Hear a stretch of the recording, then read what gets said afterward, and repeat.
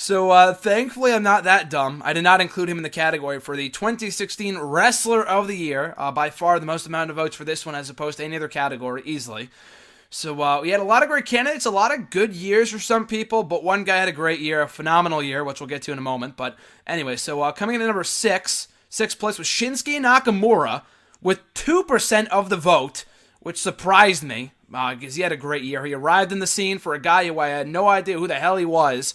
Another random guy from the Japanese wrestling scene. And no offense to the Japanese wrestling guys, but if not that he didn't have a character, but I just have no idea who the fuck you are, and it has nothing to do with me or you or whatever. But he really came in here and just made an immediate impact, with no chopsticks, no nothing, no green mist, and and just had a lot of great matches and a great year. Won the belt twice. But he had 2% of the vote. Coming in at fifth place with 3% of the vote, Roman Reigns, who won the WWE title this year. And are you saying ooh-ah or boo? Both.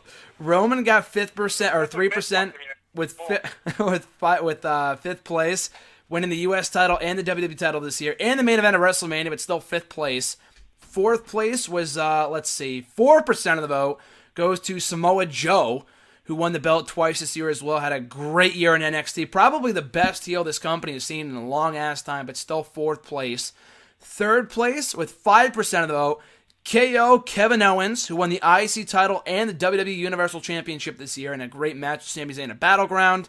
Second place, Dean Ambrose, who really kind of solidified his place as a main event guy in 2016 with 6% of the vote.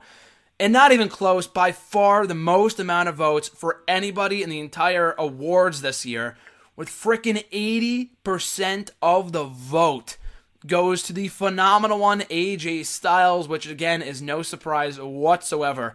For a guy that at this time 1 year ago, we had no idea would be in WWE, comes in, debuts in the Rumble, has a great showing, great feud with Jericho, a lot of good matches, amazing matches with Roman Reigns in the main events of both Payback and Extreme Rules, beats John Cena twice in two great back-to-back matches, wins the WWE title, has a lot of great matches with Dean Ambrose, main events several pay-per-views, wins first, or it doesn't win at Survivor Series, but his team won at Survivor Series, and heads into the new year facing John Cena again for the WWE title at the Royal Rumble. So, a phenomenal year it has been for AJ and for AJ Styles in WWE. Would you agree, RJ?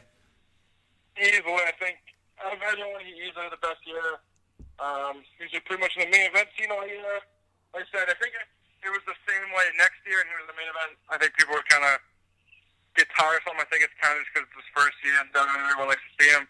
So it's kind of what happened to Roman Reigns. Like, first time he's the main event, it was kind of good, but then kind of gets tiresome. I think Nakamura kind of got shafted, same with Joe.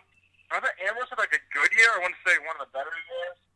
But I think for NXT, kind of forced them a little bit since the pay-per-views only are quarterly, because during like regular weeks of NXT, they're usually facing like jobbers that no one really gives a shit about. Yeah. But they are good wrestlers. They just don't have a lot of like. They only have 3 or 4 like big storylines throughout the year. Like the main roster, they have one every month really.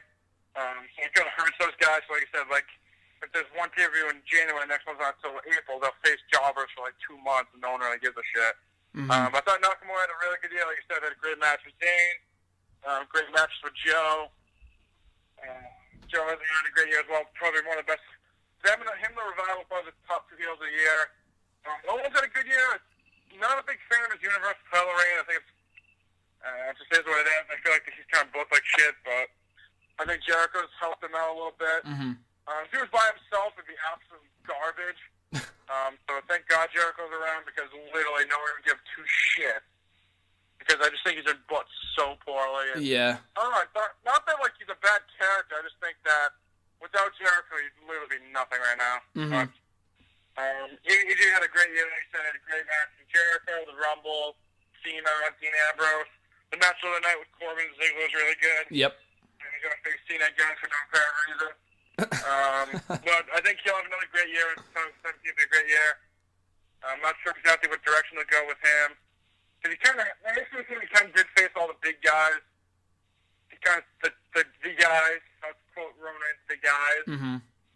He pretty much faced everyone big, besides like Owens and like Rollins. So maybe he'll get traded to Raw, which I hope to God he doesn't. Because pretty much one of the only reasons I really watched SmackDown. Well, just kidding. SmackDown's really good, but they like traded him with like Kevin Owens. It wouldn't even be remotely fucking close. Yeah. Well, like Reigns or like, I think he's kind of like he's like the staple of SmackDown right now. If you took him away, it wouldn't be nearly as good as it is now. So hopefully they get traded, but knowing WWE, they'll trade him because they think, I don't know, because they're stupid. But hopefully they get traded because SmackDown, like I said, SmackDown is really good, and without him being on SmackDown, I think it would really suffer without him. Like I said, they could put fucking Jericho on SmackDown. They just wouldn't be remotely close to how good AJ has been. So I think he should stay on SmackDown if they want to keep SmackDown relevant. I think really, not only if he wasn't on SmackDown, I don't know if the show wouldn't be as good. I definitely agree there. But not only that, had you not signed AJ to WWE in 2016, would this year on the whole be as good as it has been without AJ? And I honestly don't think it would be, because you look at all the great matches. I think in my personal top 25 matches of 2016, he was involved in maybe 10 of them, and at least a quarter of them, because he's had so many great matches throughout the year with a guy like Ambrose, who I like Ambrose, but is he a great wrestler? No, not really. But he had a lot of great matches with him. The TLC match was fucking great. That was awesome. And the Roman Reigns match too. Not that Roman is a bad wrestler. I kind of hopefully they put that shit to bed, because that's not true. But we were there for one of those matches, and it was one of the best matches all year. The matches with Jericho were also really good, both as a heel and a face. The matches with Cena, and I thought they had the best main roster match of the year at SummerSlam. So again, I think without AJ, I don't know what this year would be for WWE, but yeah, like you said, he's already faced all the top guys in Cena, Jericho, Owens, or rather Reigns and Ambrose. Hopefully in the new year he stays on SmackDown, and he can hopefully have a match at some point with Undertaker, which they should have done in the Rumble, but whatever. That would be a great match. Him and Nakamura when he gets called up. Hopefully Joe too when he gets called up. You could trade Rollins to SmackDown. You could do that feud. That would be amazing. You could do him and Balor, which people have been dying to see for a long ass time now. That would be fucking great. Hopefully put the club back together, which was another dumb move to split them up. Styles has been doing fine, but the club had died a death on Raw. So hopefully put those two guys back together, or those three guys back together on SmackDown. But yeah, hopefully he gets a prominent spot at WrestleMania, and hopefully they don't pull a CM Punk on him, who had an amazing year in 2012, and then really was not a part of the... I mean, he faced Undertaker at WrestleMania 29, but was he a part of the main event? No. Cena and Rock were, and they had a fucking terrible match, so hopefully Styles gets his just due. If he main events WrestleMania this year, I honestly would be shocked, because I don't see him putting a SmackDown guy in the main event of WrestleMania, or at least not AJ. They'll probably put Cena and Taker in there, but I don't know. I think that's the match they should do, just because Styles has been so great throughout 2016 before he jobs to the scene of the Rumble. But we'll get to that when we get to that.